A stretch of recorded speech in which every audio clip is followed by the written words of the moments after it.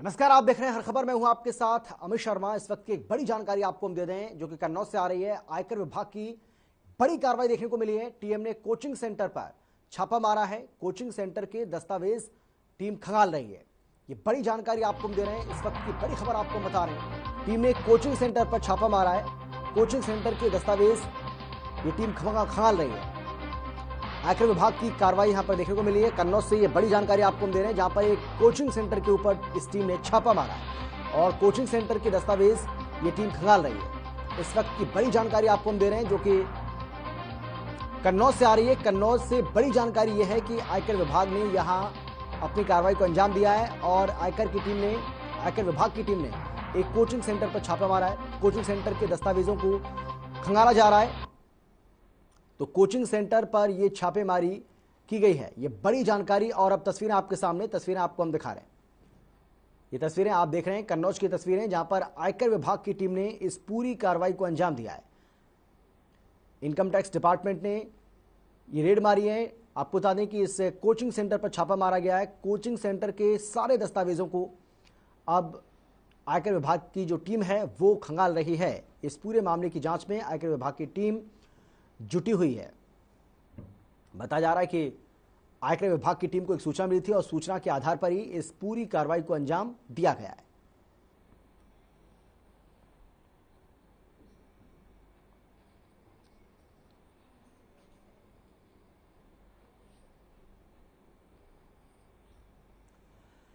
UP के deputy CM Keshav Prasad Maurya Rampur पहुंचे, जहां कार्यकर्ताओं ने उनका जोरदार स्वागत किया। इस दौरान डिप्टी सीएम केशव प्रसाद मौर्य ने केंद्र सरकार और राज्य सरकार की योजनाओं के बारे में विस्तार से जानकारी दी। इसके साथ ही केशव प्रसाद मौर्य ने समाजवादी पार्टी पर भी जमकर बरसे। उन्होंने अपने भाषण में समाजवादी पार्टी को समाप्तवादी पार्टी कहते हुए तंज कसा।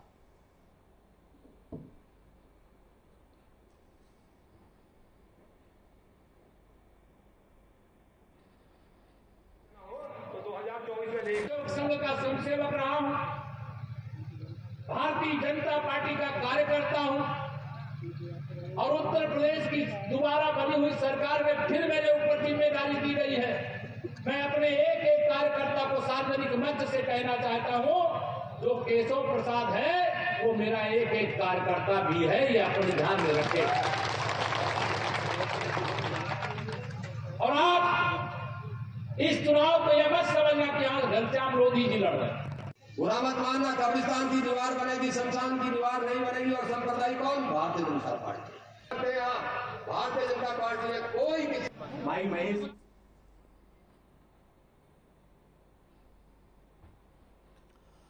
और अब खबर है कुशीनगर से, जहां सोमवार को सांसद विजय दुबे जन सुनवाई केंद्र पहुंचे, जहां उन्होंने जन सुनवाई के दौरान यातायात निरीक्षक को बुलाकर जमकर फटकार भी लगाई। उन्होंने कहा कि चालान काटते समय मानवता का ध्यान रखें, सरकार की छवि खराब ना करें। अगर कोई बीमार व्यक्ति को अपने संसाधन से अस्पताल ले जा रहा है तो उसे प्राथमिकता दें, उसकी गाड़ियों का चालान ना किया जाए।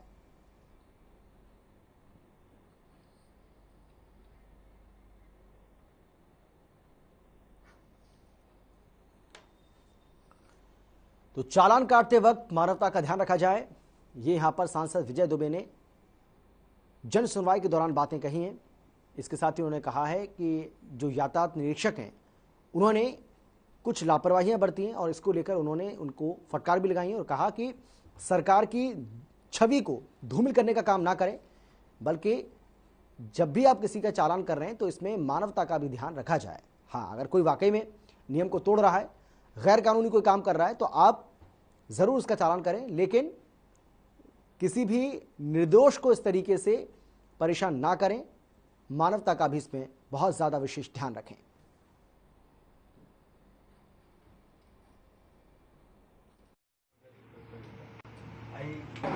देखिए, सीट बेल्ट लगाने का एक प्रावधान शासनादेश है और वास्तव में सीट बेल्ट लगाना और यात्री के जान की रक्षा का सबसे बड़ा एक ये उपकरण है। इसका इस्तेमाल करना ही चाहिए। और सीट बेल्ट के लिए, हेलमेट के लिए जो सरकार ने व्यवस्था बनाया, अब देखिए हेलमेट नहीं लगाते हैं लोग, रोड एक्सीडेंट का मैक्सिमम 90% ब्रेन हेमरेज ही है।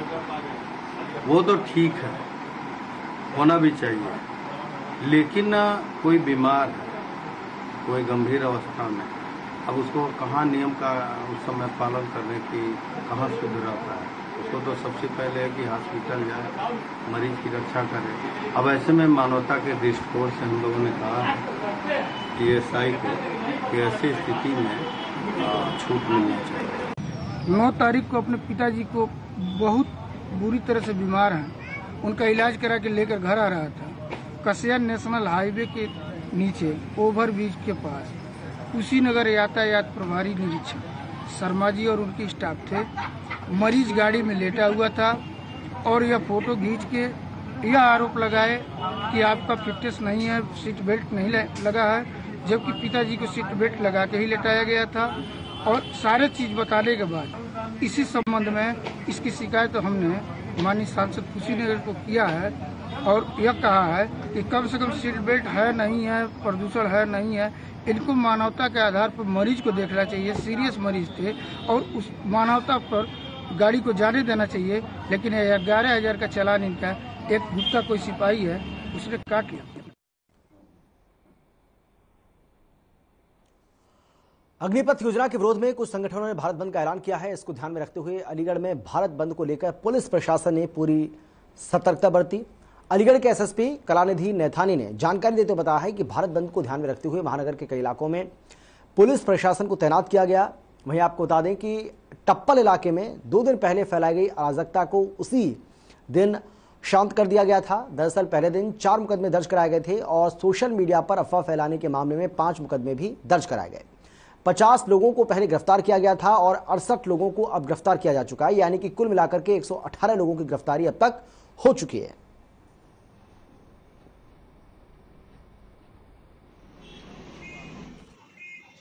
भारत बंद का अलर्ट था, जिसके लिए सभी जगह पर जो भी संभावित जगह हम लोगों के यहाँ है उस पर फोर्स लगाया गया है और लोगों से वार्ता की गई, बात लोगों से भी की गई है, गाँव के प्रधान वगैरह इनसे की गई और जितने भी लोग हैं सभी को कहा गया है कि किसी तरह की अराजकता ना हो।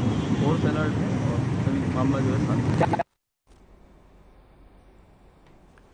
अलीगढ़ के तहसील खैर क्षेत्र में बीते दिनों अग्निपथ योजना को लेकर प्रदर्शन कर रहे प्रदर्शनकारियों ने चौकी में तोड़फोड़ की है, साथ ही नेशनल हाईवे पर जमकर उपद्रव मचाया, जिसे लेकर सोमवार को अलीगढ़ SPRA पलाश बंसल के नेतृत्व में बुलडोजर के साथ दंगाइयों को सताने के लिए पुलिसकर्मियों ने कई अधिकारियों के साथ फ्लैग मार्च निकाला। इस मौके पर PSC सहित अन्य पुलिसकर्मी भी मौजूद रहे। साथ ही क्षेत्र में रहने वाले लोगों से अपील करते हुए कहा कि क्षेत्र में फैल रही अफवाहों पर कोई भी व्यक्ति ध्यान ना दे।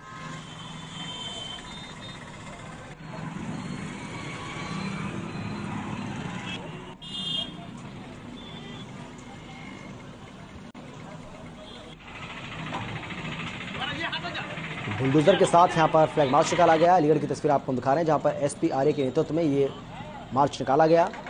पुलिस ने ये मार्च निकाला, इसकी तस्वीर आप देख पा रहे हैं।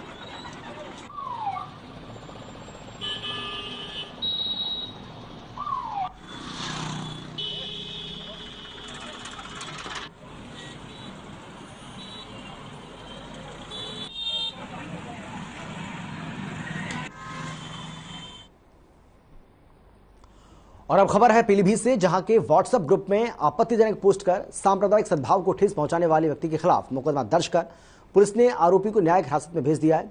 वहीं इस संबंध में थाना पूरनपुर गेट के सामने प्रदर्शन करने वाले लोगों के खिलाफ धारा 144 के उल्लंघन में धारा 188 IPC के तहत केस दर्ज कर आरोपियों की पहचान में जुटी है।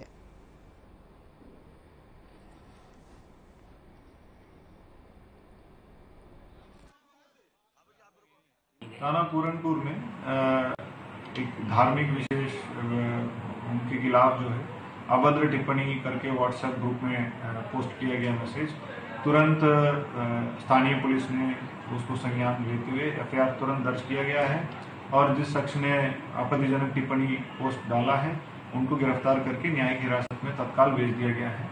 इसके विरोध में जो FIR लिखे के अलावा जो माहौल बिगाड़ने के लिए और जो ऐसे परिस्थिति क्रिएट करने के लिए लगभग 100 लोग इकट्ठे हुए थे थाने के सामने, उनके खिलाफ 144 लागू होने का सूचना देने के बावजूद उन्होंने वहाँ पे डिस्पर्स नहीं हुए हैं, काफ़ी देर वहीं खड़े रहे हैं। उनके खिलाफ 144 के उल्लंघन में 188 का मुकदमा दर्ज किया गया है उन सभी को आइडेंटिफाई किया जा रहा है जिन्होंने अननेसेसरीली, जब एफआईआर भी दर्ज हो गया,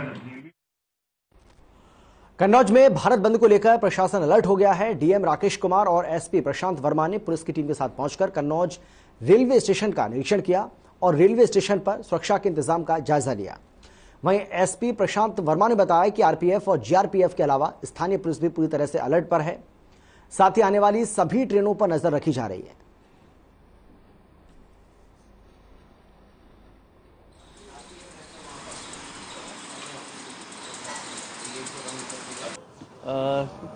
जनपद कन्नौज में हाल फिलहाल जो डिस्टरबेंस हुआ है उसको देखते हुए पुलिस पूरी तरीके से अलर्ट है और किसी भी दिशा में आम जनजीवन को किसी भी प्रकार की दिक्कत नहीं आने दी जाएगी।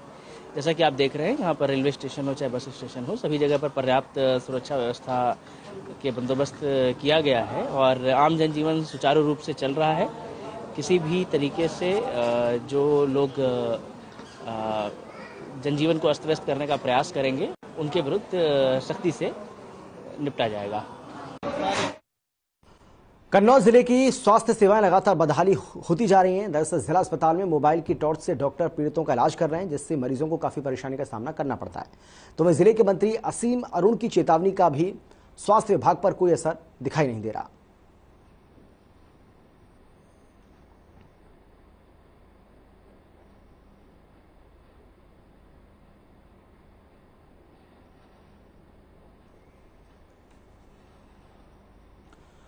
और अब खबर है मथुरा से, जहां पंडित दीनदयाल उपाध्याय पशु चिकित्सा विज्ञान विश्वविद्यालय और गौ अनुसंधान संस्थान के प्रभारी डॉक्टर राम सागर से एक व्यक्ति ने आईएएस बनकर 5 लाख रुपए की रंगदारी मांगी। पीड़ित की शिकायत के बाद पुलिस ने आरोपी को गिरफ्तार कर लिया। थाना सदर प्रभारी अजय किशोर ने बताया है कि कोठारी पशु अस्पताल के प्रभारी डॉक्टर राम सागर ने 10 जून को रिपोर्ट दर्ज कराई थी कि एक व्यक्ति खुद को आईएएस बताकर 5 लाख रुपए की मांग कर रहा है, जिसकी सर्विलांस के सहयोग से आरोपी प्रिंस पाल को दबोच लिया। वहीं आरोपी ने खुद को केंद्रीय कानून और विधि राज्य मंत्री एसपी सिंह बघेल का पीआरओ बताकर पुलिस को भी धमकाने की कोशिश की। पुलिस ने आरोपी के पास से 3 मोबाइल फोन और 1 टैबलेट बरामद की है।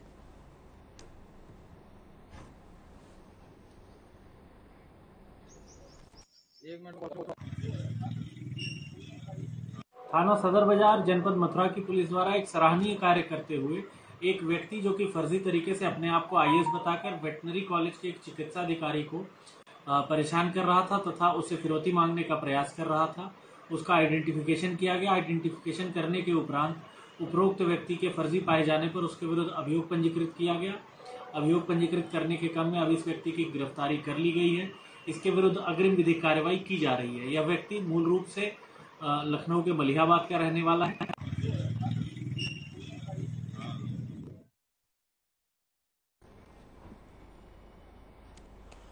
हमीरपुर में एक महिला ग्राम प्रधान की दबंगई सामने आई है, जहां पति के साथ हुई मारपीट की शिकायत करने से महिला ग्राम प्रधान ने परिजनों के साथ मिलकर ब्यूटी पार्लर में घुसकर संचालिका और उसकी गर्भवती देवरानी के साथ मारपीट की है।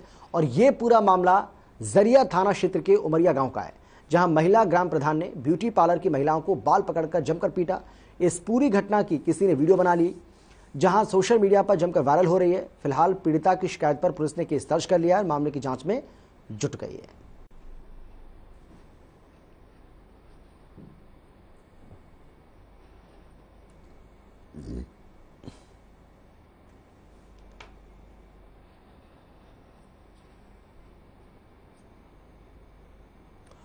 कासगंज के अमापुर थाना इलाके में दिव्यांग युवक के पेट में गोली लगने का मामला सामने आया है। आपको बता दें कि पुलिस ने घायल दिव्यांग को उपचार के लिए कासगंज जिला अस्पताल में भर्ती कराया, जहां से प्राथमिक इलाज के बाद अलीगढ़ मेडिकल कॉलेज के लिए भेज दिया गया। फिलहाल दिव्यांग युवक की हालत खतरे से बाहर है। दरअसल घटना के पीछे उधारी के पैसे मांगने पर गोलीकांड की घटना बताई जा रही है। फिलहाल पुलिस मामला दर्ज कर आगे की कार्रवाई में जुट गई है।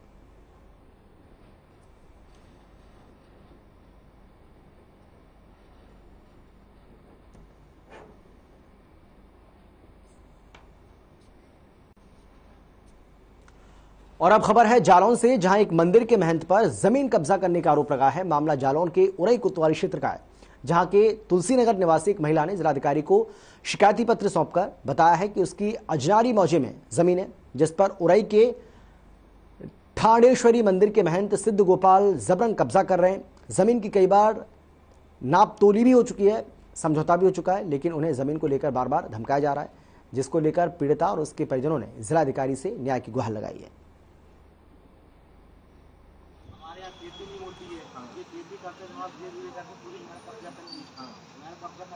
हम अपने प्लॉटिंग है जो खेत का रखवा जमीन उसकी संबंध में करने आए। तो क्या है, क्या समस्या आ रही है? समस्या ये आ रही है, ये थरेश्वरी मंदिर वाले सिद्धराम बाबा हैं, कई बार उनका खेत है और हमारा है, वो लोग नफा लेके कब्जा करना चाह रहे हैं, अवैध कब्जा करना चाह रहे हैं। कई बार नप चुका, संतुष्ट हो गए, फिर बाद में आके कहते हम संतुष्ट नहीं है, साइन वगैरह हो गए, लेखपाल कानून के सामने सब कुछ हो गया, नाप हो गई, कलई चूना सब कुछ डर गया, फिर भी वे संतुष्ट नहीं है। हमारा अजनारी रोड अजनारी मौजे में खेत है हमारा, जिसका गाटा संख्या है 307 और हमारे बगल में है 309। इसके मालिक इस समय है सिद्धराम दास जी। तो वो अवैध कब्जा हमारे खेत में घुसना चाह रहे हैं और घुसना का चाह रहे घुस ही चुके हैं। और आए दिन हम लोगों के समझौता होते हैं, जब वो फोन करते हैं हमें तो कहते हैं कि भैया नेम नपना है खेत, तो हम लोग पहुंच जाते हैं। नापने में कानून को लेखपाल भी पहुंचते हैं और फिर कहते नहीं हम संतुष्ट नहीं है, दोबारा से नाप होगी, दोबारा भी नाप होती, दोबारा नाप हमारे यहाँ की 4-5 बार नाप हो चुकी है। पिछली बार उन्होंने आदेश करवाया एसडीएम साहब से, एसडीएम साहब के अनुसार 3 लोग यहाँ से गए, लेखपाल, कानूनगो और एक लेखपाल और गए।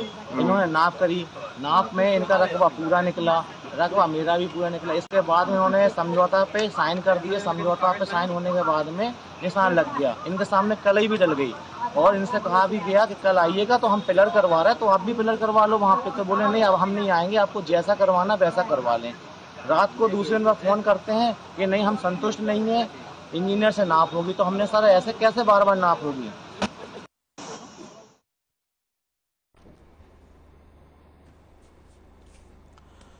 कुशीनगर से चौंका देने वाला मामला सामने आया है, जहां मामूली सी बात पर नाराज होकर एक युवती ने नदी में छलांग लगा दी। मामला रामकोला थाना क्षेत्र का बताया जा रहा है, जहां समय से भोजन न बनाने पर मां की डांट से नाराज होकर युवती गुस्से में घर से निकल गई और 15 वर्षीय किशोरी ने साहबगंज पुल से छोटी गंडक नदी में छलांग लगा दी। किशोरी के छलांग लगाते ही मौके पर लोगों की भीड़ जमा हो गई। सूचना पर पहुंची पुलिस और गोताखोरों ने नदी से किशोरी के शव को बाहर निकालकर पोस्टमार्टम के लिए भेज दिया है। मृतका का नाम शालू बताया जा रहा है, जो अपने माता पिता की इकलौती संतान थी। यहाँ लड़की मिल गई है, तुरंत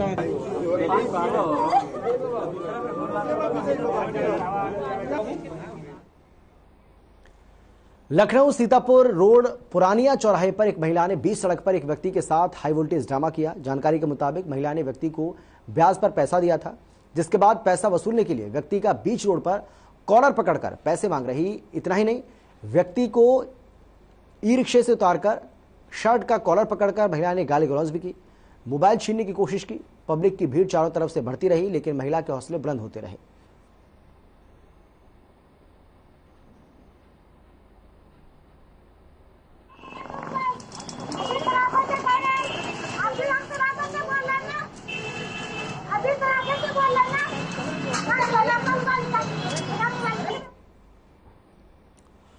आगे बढ़ते हैं। 21 जून यानी कि कल 8वां योग दिवस मनाया जाएगा, जिसको लेकर कुशीनगर के भगवान बुद्ध के परिवार स्थली पर योग की तैयारी कर ली गई है। वहीं जिलाधिकारी एस राजलिंगम ने जायजा लेने पहुंचे। इस दौरान जिलाधिकारी ने बताया है कि पिछले 1 सप्ताह से योग कार्यक्रम किया जा रहा है और करीब 5000 लोग एक साथ योग करेंगे। वहीं समापन के दौरान कई कार्यक्रम का आयोजन भी किया जाएगा। आगे उन्होंने बताया कि इस बार योग दिवस के मौके पर केंद्रीय सामाजिक न्याय एवं अधिकारिता राज्य मंत्री रामदास मुख्य अतिथि के रूप में शामिल होंगे।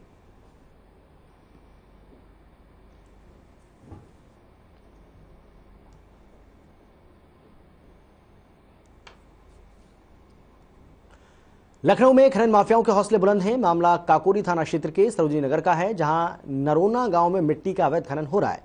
वहीं ग्रामीणों ने स्थानीय पुलिस पर मिलीभगत के गंभीर आरोप लगाए। जानकारी के मुताबिक खनन करने की परमिशन देने के समय में होती है, लेकिन यहां पर मानकों को ताक पर रखकर परमिशन की आड़ में रात में भी खनन का कारोबार चालू है।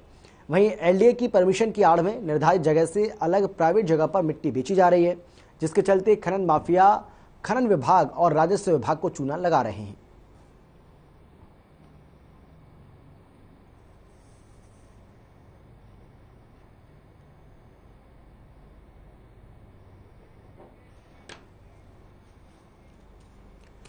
पीलीभीत के बिलसंडा में 16 मई को हुए विवाहिता से दुष्कर्म के मामले में अब नया मोड़ आ गया है। दरअसल पीड़ित के पति की शिकायत के बाद भी पुलिस ने केस दर्ज नहीं किया। मामला कोर्ट में ले जाया गया, जहां कोर्ट के आदेश पर आरोपी के खिलाफ रिपोर्ट दर्ज कर ली गई है। वारदात के बाद से आरोपी फरार चल रहा है। पुलिस फिलहाल आगे की कार्रवाई में जुट गई है।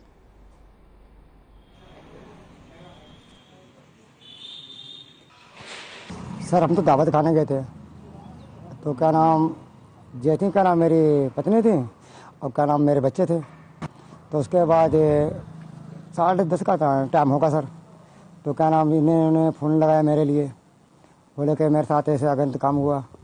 फिर मैंने 112 लगाया। फिर 112 नंबर लगा के मैंने 112 नंबर बुला के फिर मैंने घर पे बुलाया 100 नंबर गाड़ी। फिर उनके साथ बोले कि तुम मेरे पास गाड़ी पे मत बैठो, अपनी गाड़ी लेके आओ। तो हम और मेरी हाँ थाने गए थे। फिर क्या कहा था पुलिस ने?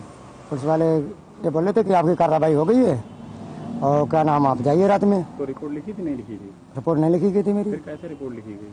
तो सर क्या नाम तो कोर्ट गए थे। फिर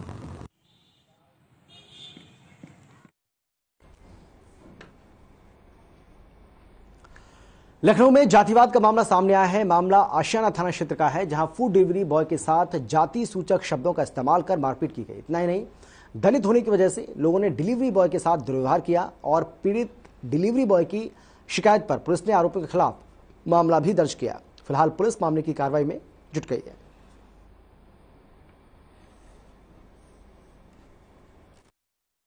18 तारीख को देर रात को थाना क्षेत्र आशियाना में विनीत कुमार रावत द्वारा एक लिखित तहरीर प्राप्त होती है, जिसमें बताया जाता है कि वो जोमेटो में काम करते हैं, डिलीवरी बॉय का काम करते हैं और वो आज 18 तारीख को एक ऑर्डर लेकर के अजय सिंह, जो कि सेक्टर एच थाना क्षेत्र आशियाना में रहते हैं, उनके यहाँ गए और वहाँ पर अजय सिंह के द्वारा उनका नाम पूछा गया। जब उन्होंने अपना नाम बताया तो उन्होंने जाति सूचक शब्दों का प्रयोग किया, गाली गलौज किया, उनके मुँह पर थूका और उसके बाद उनके साथ मारपीट किया।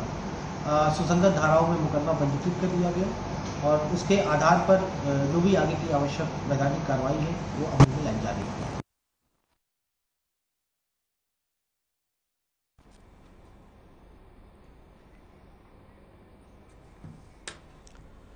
मथुरा में अपराधियों का सिलसिला और अपराधी लगातार अपनी वारदातों को अंजाम दे रहे हैं। मामला हाईवे के नगला बोहरा क्षेत्र का है, जहां एक सिरफिरे युवक ने खौफनाक वारदात को अंजाम दिया है। जानकारी के मुताबिक आरोपी युवक ने नाबालिग बेटी पर चाकू से हमला कर दिया, फिर उसकी मां सुनीता को भी चाकू से लहूलुहान कर दिया, जिसके चलते हमले में बेटी की मौत हो गई। वहीं मां अस्पताल में जिंदगी और मौत के बीच जूझ रही है। इतना ही नहीं, आरोपी ने खुद को भी चाकू मारकर घायल कर लिया। पुलिस की माने तो आरोपी शिव मुजफ्फरनगर के ककुड़ा गांव का रहने वाला है। मामले में फेसबुक के माध्यम से लड़की से दोस्ती की बात सामने आ रही है। फिलहाल पुलिस आरोपी के खिलाफ मामला दर्ज कर आगे की कार्रवाई में जुट गई है।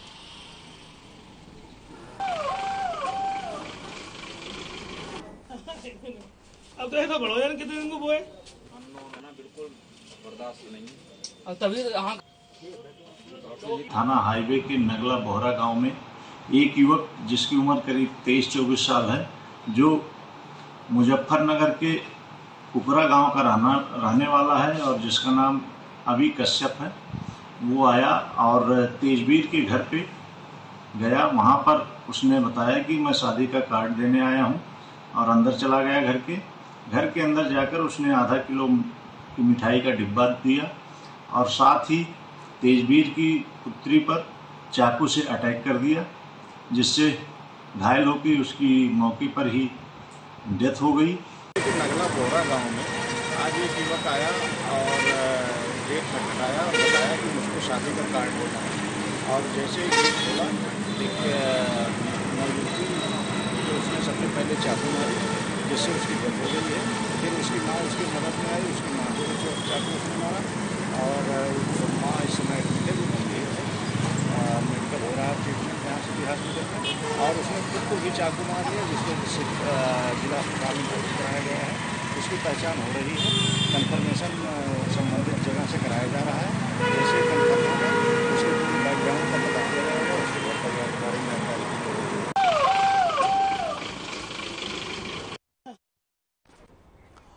और फिलहाल इतना ही। एक छोटे से ब्रेक के बाद फौरन लौटेंगे। आप देखते रहिए हर खबर।